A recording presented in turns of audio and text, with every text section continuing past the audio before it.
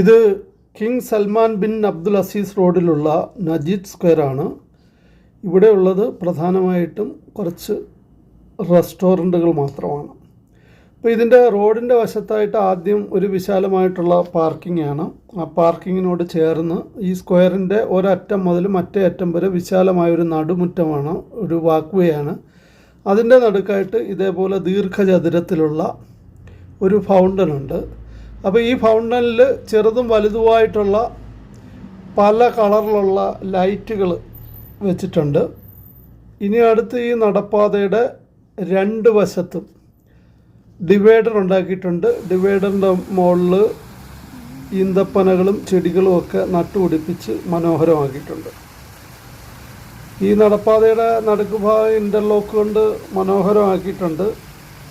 അപ്പോൾ രണ്ട് വശത്തെയും ഡിവൈഡറുകളെ ബന്ധിപ്പിച്ചുകൊണ്ട് മുകൾ ഭാഗത്തു നിന്ന് ഇതേപോലെ വരി വരിയായിട്ട് നിറയെ ബൾബുകൾ ഇട്ടിട്ടുണ്ട്.